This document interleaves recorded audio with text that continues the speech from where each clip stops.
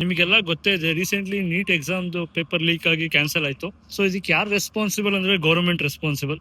Obviously ಯಾರು involve ಆಗಿದಲ್ಲ, corrupt officers, staff, entirely ಅವ್ರನ್ನ ಫೈರ್ ಮಾಡಬೇಕು. ಪ್ಲಸ್ ಅವ್ರಿಗೆ ನಿಜವಾಗ್ಲೂ ಎನ್ಕೌಂಟರ್ ಮಾಡ್ಬೇಕು. ಯಾಕಂದ್ರೆ 24 ಲಕ್ಷ ಸ್ಟೂಡೆಂಟ್ಸ್ ಜೊತೆ ಆಟ ಆಡಿದಾರೆ ಅವರು. ಜಸ್ಟ್ ಇಮ್ಯಾಜಿನ್ ಮಾಡಿ, ಕ್ವಶನ್ ಪೇಪರ್ ಲೀಕ್ ಮಾಡಿ ಕೊಡ್ತೀರಾ, ಅವರೇ ನಮ್ಮ ಫ್ಯೂಚರ್ ಡಾಕ್ಟರ್ಸ್ ಆಗ್ತಾರೆ, ಆಯ್ತಾ.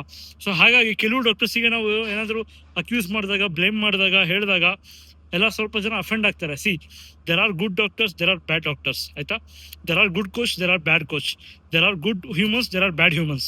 ಸೊ ಗುಡ್ ಇದ್ಮೇಲೆ ಬ್ಯಾಡ್ ಇದ್ದೇ ಇರುತ್ತೆ, ಆಯ್ತಾ. ಸೊ ಯಾಕೆ ಬ್ಯಾಡ್ ಇರುತ್ತೆ ಅಂದ್ರೆ ಅವರು ಡಿಸರ್ವಿಂಗ್ ಕೆಲಸ ಮಾಡಿರಲ್ಲ, ಆಯ್ತಾ. ಮೇ ಬಿ ಅದು ಈ ಥರದ ಒಂದು ಕೇಸ್ ಆಗಿರ್ಬೋದಲ್ಲ. ಅವ್ರು ಹೆಂಗೋ ಪಾಸ್ ಮಾಡ್ಕೊಂಡು ಬಂದಿರ್ತಾರೆ, ಡಾಕ್ಟರ್ ಡೆಂಟಿಸ್ಟ್ ಏನೋ ಮಾಡ್ಕೊಂಡು ಏನೋ ಹೆಂಗೋ ಆಗಿ ಅವರು ಬಂದ್ಬಿಡ್ತಾರೆ. ಸೊ ಅವರು ಟ್ರೀಟ್ಮೆಂಟ್ ಕೊಡೋ ಪೇಷಂಟ್ಸ್ಗಳಿಗೆ ಸಫರ್ ಆದ್ರೆ ಅದನ್ನ ವಾಯ್ಸ್ ರೈಸ್ ಮಾಡಿದ್ರೆ ಕೆಲವರು ಅಫೆಂಡ್ ಆಗ್ತಾರೆ, ಕೆಲವರು ಡಿಫೆಂಡ್ ಮಾಡ್ತಾರೆ. So moral of the story ಇಷ್ಟೇ, ಏನೇನು ಆಗ್ತಿದೆಯಲ್ಲ ತಪ್ಪು ಕೆಲಸ ಇಂಡಿಯಾದಲ್ಲಿ, ಎಲ್ಲದಕ್ಕೂ ಏನಂತಲ್ಲ ಸ್ಟ್ರಿಕ್ಟ್ ಪನಿಷ್ಮೆಂಟ್ ಬೇಕು, ಸ್ಟ್ರಿಕ್ಟ್ ಲಾ ಅಂಡ್ ಎನ್ಫೋರ್ಸ್ಮೆಂಟ್ ಬೇಕು. ನಮ್ಮ ಇಂಡಿಯಾದಲ್ಲಿ ಅದಿಲ್ಲ.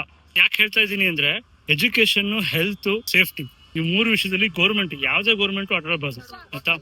Very very sensitive.